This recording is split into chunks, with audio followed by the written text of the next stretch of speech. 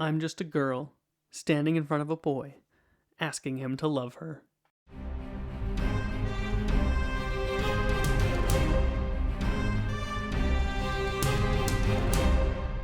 Hello everyone, welcome to episode number 94 of Movies Are Awesome, the show all about backpacking in Europe.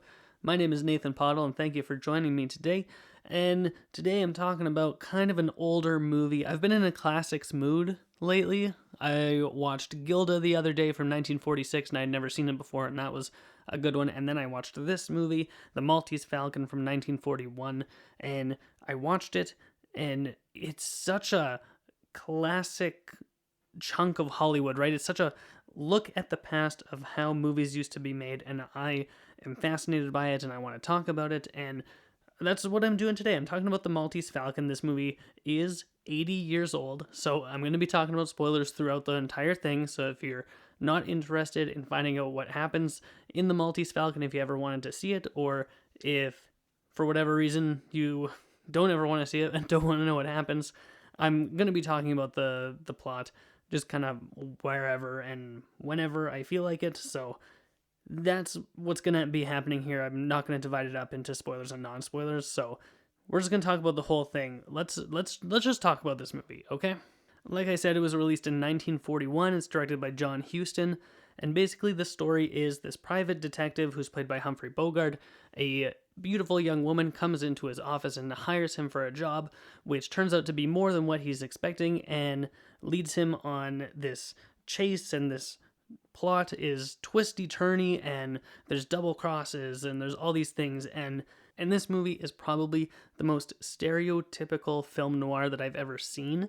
If you're not familiar with the term film noir or the genre of film noir, basically it's generally a detective story and kind of darker and more serious, and this movie definitely fits all of those check boxes of what a film noir is supposed to be. There are other ones out there that are pretty famous. My personal favorite is Sunset Boulevard, which isn't really a detective story, but it has those same elements and that same tone as a film noir, so it still counts. Double Indemnity is one of my favorites as well. Both of those movies being directed by Billy Wilder, who's one of my favorite directors. A more modern example of a film noir is both Blade Runner and Blade Runner 2049. Those are kind of detective stories trying to figure out the larger mystery of what's going on, and it has that darker, more serious tone. So that's kind of what a film noir is, and this movie has got it all. It's got the private detective, it's got the beautiful young woman, it's got everybody smoking a ton. There's a lot of smoking in this movie. It's got double crosses, it's got betrayal, it's got murder, it's got a MacGuffin that everybody is after. It's just such a classic, stereotypical story at this point that when I was watching the movie, the entire thing felt cliched, but it wasn't at the time. But by the time, 80 years later, all of these story beats, all of these things that I'm seeing, I've seen them before in other things. I've seen them executed better than this, I've seen them executed worse than this, but at the same time, you gotta look at it through the lens of when this movie came out. So looking at it through a 1941 lens, I would say that this movie is exciting, it's interesting, it's suspenseful, it's edge of your seat, it's incredibly fast-paced. This movie's only about an hour and 40 minutes long, and a bunch of different things happen, and you're just kind of flying through the plot, and you gotta keep up. And I found myself really paying attention to what's going on, because recognizing that it goes so fast, you have to be paying attention, otherwise you'll miss a piece here or miss a piece there, and you won't be able to put it all together. And even though this movie is so old, it is one that I want to revisit and go rewatch again, just so that I can have all the pieces in front of me and watch it from a new perspective of knowing where everything is going. Even though I was able to kind of predict what was going to happen throughout the film, there were a couple of things that surprised me, or a couple of things that I thought were going to happen but happened slightly differently. For example, I didn't think that Humphrey Bogart's partner was going to get murdered right off the bat. I think it's in the first 5 to 10 minutes of the movie, he's shot in the alleyway, and the way that it's shot is you don't see the murderer who's shot him, so it's meant to be this kind of big reveal for later, and so you obviously figure out that it's the girl that killed him, and it's this big whole dramatic reveal at the end that it was actually her who murdered him and not the person that she had set up to take the fall for it, because she is the femme fatale. And so these dangerous women do dangerous things. let's talk about the performances of these actors, specifically Humphrey Bogart. This movie came out a year before he was in Casablanca. I think that was 1942. So this is kind of before he was really super big. Like, he was still famous at the time, but he just has such a presence on screen whenever Humphrey Bogart is in something. And granted, I haven't seen him in a ton. I've seen The Maltese Falcon, I've seen Casablanca, and I've seen Sabrina, also a movie directed by Billy Wilder, who is just the best. But Humphrey Bogart, as an actor, he has a very distinct voice. The way that he delivers his lines, he just seems like such a cool guy. I would like to hang out with Humphrey Bogart, probably. I think he would be an interesting person to just sit with for an hour and just talk with this guy and see how he thinks and how he approaches acting and all of these different things. I just find him to be super fascinating. Even though I've only seen 3 movies of his, I like him immensely. I find him to be a tremendous talent, and I should probably go back and try and find more of his films and watch more, because he just has that it factor, you know? I find him to be incredibly charismatic, even though the character that he's playing in this movie isn't terribly likable. He's very headstrong, he's very lone wolf, he doesn't do a very good job at respecting the fact that his partner just died. Like, his partner died, and he's immediately like, Kate, take his name off of the door. It's my private detective business now. I'm running it myself, so we don't need his name anymore. Get it out of here. And when the police are questioning him, he doesn't seem very sympathetic towards his friend's death, and he doesn't paint himself in the best light. So even though the character he's playing is not super likable, the way that he plays it is kind of likable, and I enjoy watching him on screen. Let's talk about the other main character, the actress Mary Astor. She plays Bridget O'Shaughnessy, I believe is how her last name is pronounced, but Bridget is the character's name, and she is just all over the place in this movie. Not in terms of good and bad acting, but in terms of who her character says she is at one point in the movie. She's really all over the map with the information that she's giving people. When she first walks in, she's just completely lying through her teeth, and then we find out more about her, and then we find out a little bit more later about how she is trying to get the Maltese Falcon, and she was in cahoots with this other guy who has now been murdered, and they're trying to track down exactly what's going on here. And she then kind of falls in love with Humphrey Bogart, but I think it's also meant to seduce him in order to get him to find the Maltese Falcon for her. And she's a different person all the time. She's always changing up who she is, which reminds me of another film noir that I saw called Charade, which has Audrey Hepburn in it, and she meets this secret agent guy who plays a different guy with a different name every time she sees him, and it kind of reminded me of that. She's just this duplicitous character who's trying to do her best to get what she wants, but you can kind of sometimes see through her lies, sometimes you can't, and that's what kind of keeps the plot interesting, right? Who do you believe at what time is integral to this story? There's another character by the name of Cairo, and they're both saying different things, and you don't know who to believe. You can't really trust either of them, so either one of them could be the liar, or they could both be lying and the truth is some other third thing. Who knows? I found that to be really interesting in the story, that I genuinely did not know who to trust, and in a story like this, I think that's integral.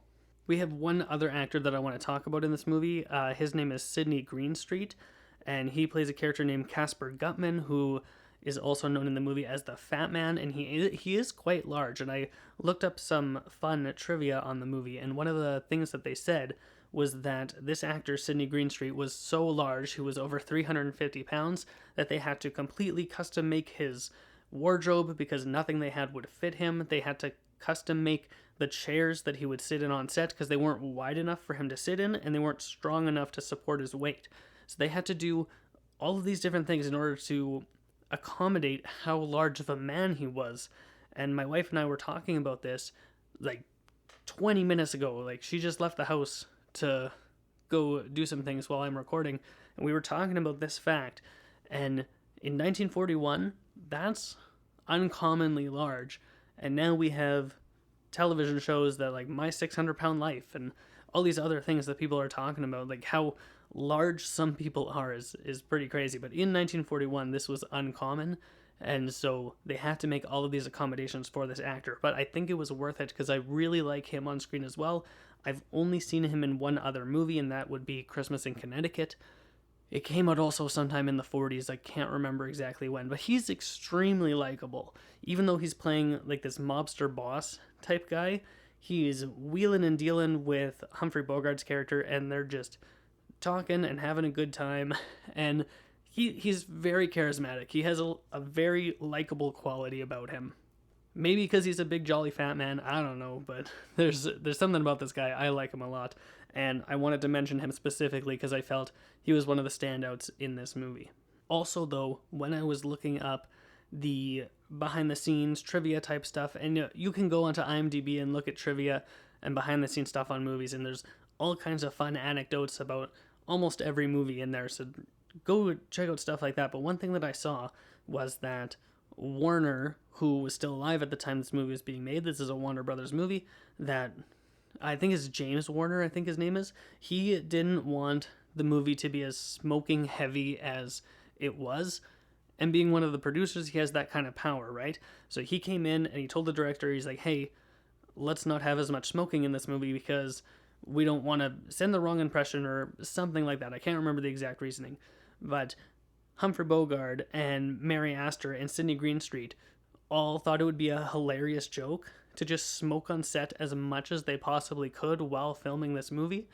And it was against the director's wishes and against the producer's wishes, but they thought it was just this hilarious joke that they were smoking all the time. So in almost every scene, someone is smoking, and it's all over the place all the time. There's almost a haze that you have to look through for this movie because there's so much smoking happening. Okay, maybe there's not that much, it's a bit of an exaggeration, but you can get what I mean, that we don't see that much smoking in movies these days. It was very a part of its time, like in those 40s and 50s and 60s, just everybody was smoking, and it was the cool thing to do. And that's what's going on in this movie here, that just everybody is smoking, and I find it fascinating. And one thing that they have in this movie is Humphrey Bogart's character has this very fancy lighter on his desk. It's a little box about 3 by 5 inches and 3 inches tall, and he takes a stick out of it and he presses it into a little igniter, and on the end of this stick it must be soaked in lighter fluid or something, because the stick lights on fire, and then he holds it up to his cigarette, and then he places it back in the box. I don't think I'm doing a very good job describing what kind of lighter this is, but it's fascinating. And in other film noirs that I've seen, there are interesting ways on how people light their cigarettes, and I think that might be a staple of the genre, or just the few of the film noirs that I've seen have this kind of thing. But in Sunset Boulevard, he's always lighting his match right on his thumb, and he holds it in his thumb and he flicks it on his fingernail, and that's how he lights the match, and then lights his lighter. In Double Indemnity, the main character's friend is always wanting to smoke but never has a match on him, but the main character always has a match, and he lights a cigarette for his friend continually throughout the entire film. So I find that they're trying to do interesting, fun things with their smoking in all of these movies, and I don't know if that's meant to try and get people more smoking, but I feel like that's not the case, because the producer of this film didn't want as much smoking in the movie. So I don't know what to say about that exactly, but I found it to be an interesting thing that I've noticed across a few different film noirs, that smoking is very prevalent, and the way that they light their cigarettes is always in some kind of interesting manner, at least in the ones that I've seen. I think one thing that I need to talk about, though, is the Maltese Falcon itself. Now, the Maltese Falcon, there's a little title card sequence at the beginning of the movie that says the Maltese Falcon was supposed to be a gift from the Knights Templar to the King of Spain sometime in the early 1500s. And while it was on the boat on the way to the King of Spain to be delivered, pirates attacked the ship and stole the Falcon, and it was never seen again.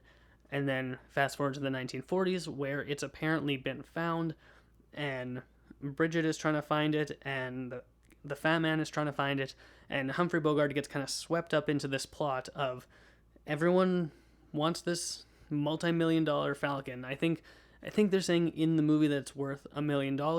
In today's dollars, that's obviously way more, because if you account for inflation and stuff. But it's interesting that they're trying to find this Falcon, and somebody has it, and it's kind of unclear exactly who has it. And I think that's why I would need a second viewing of this film, because there must be little details that I missed somewhere on who exactly had the Falcon and how it ended up in Humphrey Bogart's possession, because a guy shows up at his door with the Falcon wrapped in newspaper and hands it to him and then falls over dead because he got shot. Now, who shot this man? And if they shot him, why didn't they get the Falcon from him? Because he was moving slowly because he got shot. And where did this guy get the Falcon from? And all of these different just little pieces of information that I would like to have, I don't 100% have. And that's one complaint about the movie that I have, is that I feel like I'm missing pieces of information. I don't know where the Falcon came from or who had it. I don't know who the character of Cairo was working for, because when he first comes in, he says he's working for somebody.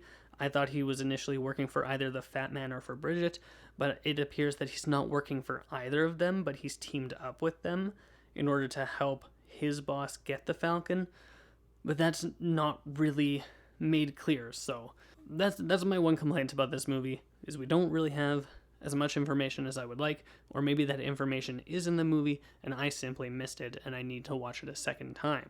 And then, of course, about the Maltese Falcon itself, is when they eventually get it, it's meant to be encased in like an outer layer, and then when you peel off the outer layer, it reveals that the Maltese Falcon is golden and gem encrusted and worth all this money. But when they unwrap it, it's just black.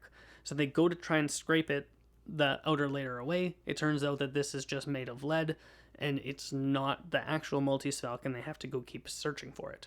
And then that's where Humphrey Bogart kind of falls out of the story, and that's where everything ends, is that he didn't really care about this bird. He didn't really know about it. He just got kind of caught up in the plot of things.